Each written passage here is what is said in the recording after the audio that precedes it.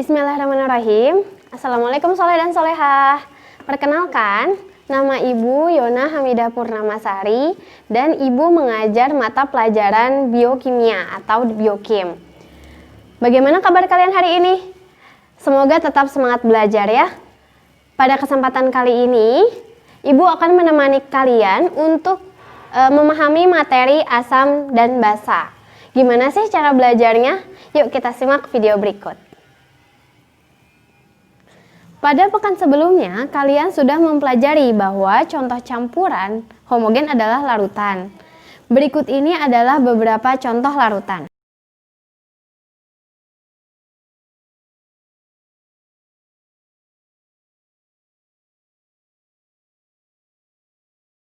Nah, berdasarkan sifatnya, larutan dibagi menjadi 3, yaitu larutan asam, larutan basa, dan larutan garam. Larutan dikatakan asam apabila memiliki ciri-ciri sebagai berikut.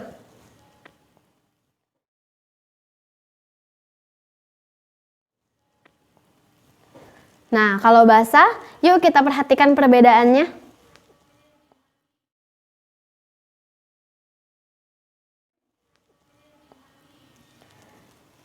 Setelah kita bisa membedakan larutan asam dan basa, ada satu jenis larutan lagi yang perlu kalian ketahui, yaitu larutan garam. Larutan garam ini terbentuk dari reaksi kimia antara larutan asam dan larutan basa dengan rumus sebagai berikut.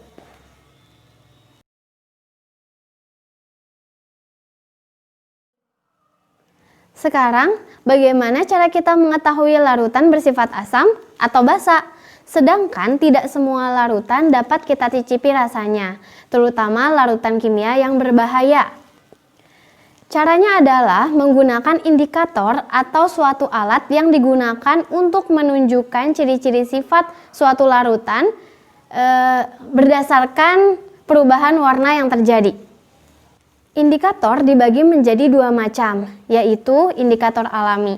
Contohnya ekstrak kunyit, kubis ungu, mawar merah, bunga sepatu, dan beberapa tumbuhan lain yang memiliki warna mencolok. Indikator buatan, contohnya adalah kertas lakmus yang terdiri dari lakmus merah dan lakmus biru, dan indikator universal. Kata kuncinya adalah merah sama dengan asam dan biru sama dengan basa. Maksudnya adalah ketika kita mencelupkan kertas lakmus merah ke dalam larutan bersifat asam, tidak akan terjadi perubahan warna. Dan bila kertas lakmus merah dicelupkan ke dalam larutan yang bersifat basa, dia akan berubah menjadi warna biru. Sebaliknya, ketika lakmus biru kita celupkan ke dalam larutan yang bersifat asam, maka dia akan mengalami perubahan warna menjadi warna merah. Sedangkan apabila kertas lakmus biru dicelupkan ke dalam larutan yang bersifat basa, dia tidak akan mengalami perubahan warna. Baik, sekarang langsung saja kita lakukan praktikum asam basa sederhana. Jangan lupa untuk mengisi LKS sesuai dengan hasil praktikum yang Ibu lakukan. Apa saja alat dan bahan yang kita butuhkan? Yang pertama adalah mortar dengan pistil yang kita gunakan untuk menumbuk bahan yang kita butuhkan. Kemudian ada pipet tetes untuk meneteskan zat. Selanjutnya ada gelas kecil untuk menyimpan larutan. Dan yang terakhir ada plat tetes. Ada plat tetes. Bahan yang kita butuhkan adalah kunyit. Untuk di sini Ibu sudah membuat ekstrak kunyitnya. Kalian bisa menggunakan blender atau mortar ini untuk membuat ekstraknya. Ditambahkan dengan air. Berikutnya ada kubis ungu. Di sini ada kubis ungu. Ini juga sudah Ibu buat ekstraknya ya. Selanjutnya ada cuka. Nah, ini cuka. Ada cuka. Kemudian ada larutan sabun yang sudah ditambah dengan air. Dan yang terakhir ada obat mah. Sebetulnya kita bisa menggunakan obat mah apapun yang jelas bentuknya cair. Langkah pertama adalah membuat ekstrak kunyit dan kubis. Ini dengan cara menghaluskan kunyit dan kubis secara terpisah. Jangan lupa beri air secukupnya. Di sini udah jadi ya ekstraknya. Kemudian pindahkan ekstrak kunyit dan kubis ke dalam wadah dan jangan lupa beri label atau nama agar tidak tertukar ya. Contohnya seperti ini. Ini ada ekstrak kunyit dan ada ekstrak kubis. Diberi nama, dipindahkan ke wadah, kemudian diberi nama. Siapkan cuka, sabun, dan obat mah pada gelas yang berbeda dan beri label atau nama sesuai dengan larutannya. Seperti contoh berikut. Di sini ada larutan sabun, kemudian ada obat mah dan ada larutan cuka. Sekarang, mari kita buktikan. Pasti kalian sudah tahu dong bahwa cuka memiliki rasa yang asam. Nah, kalau sabun dia memiliki sifat yang basa ya. Jadi coba kita lihat perubahan warna yang terjadi apabila kita campurkan sedikit ekstrak kunyit dengan larutan cuka. Langsung aja kita coba. Ini ada larutan cuka.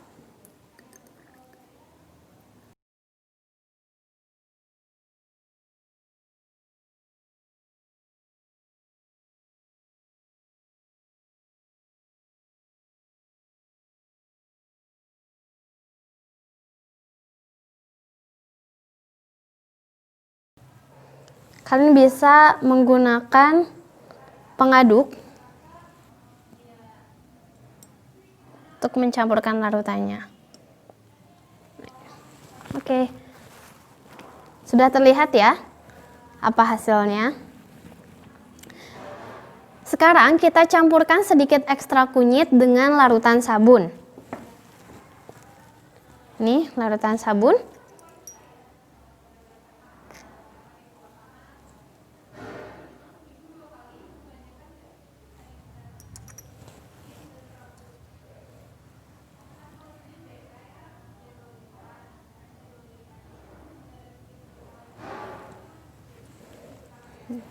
Kita aduk. Oke, bisa dilihat perbedaan warna kunyit yang dicampurkan dengan cuka dan kunyit yang dicampurkan dengan larutan sabun. Sekarang kita lihat apa yang akan terjadi apabila ekstrak kunyit kita campurkan pada obat mah. Kemudian, tuliskan perubahan warna yang terjadi pada LKS dan jawab pertanyaan yang sudah disediakan. Kita coba. Ini obat mahnya.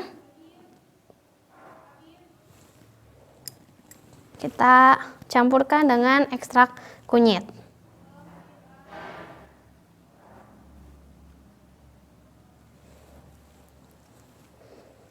Warnanya seperti apa? Kita coba aduk. Tunggu tercampur dulu. Oke.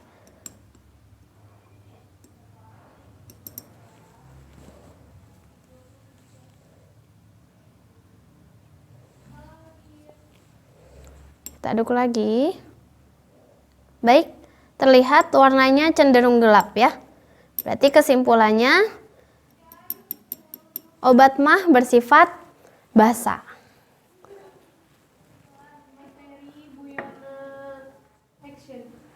Baik, sekarang kita lakukan hal yang sama, namun kita mengganti ekstrak kunyit dengan ekstrak kubis ungu. Dan perhatikan lagi perubahan warna yang terjadi. Kemudian jangan lupa tuliskan hasil praktikum yang sudah Ibu lakukan di LKS. Langsung saja. Yang pertama tadi cuka dulu ya.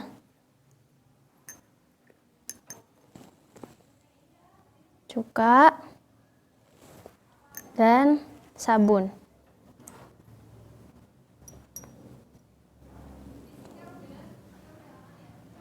Oke. Sekarang kita campurkan ekstrak kubisnya. Ini pada yang pertama pada cuka dulu. Kemudian pada sabun.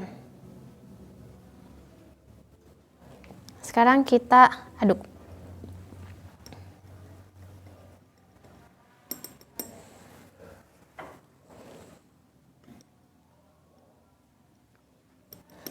bisa dilihat ya perubahan warnanya. Kesimpulannya adalah apabila ekstrak kubis ungu dicampurkan pada larutan asam atau cuka akan menghasilkan warna yang terang. Di sini warnanya jelas pink terang ya. Kemudian kalau ekstrak kubis ungu kita campurkan dengan larutan yang bersifat basa atau sabun, dia akan menghasilkan warna yang lebih gelap. Di sini warnanya ungu. Sekarang bisa kalian tuliskan di LKS. Nah, sekarang kita coba lagi, kita campurkan ekstrak kubis ungu dengan obat mah. Apa yang akan terjadi? Apakah warnanya terang atau gelap? Kita coba.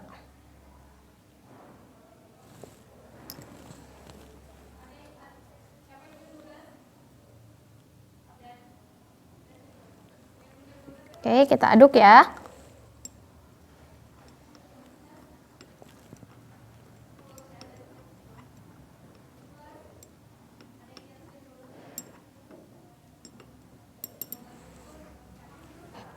Kita tambahkan supaya lebih kelihatan.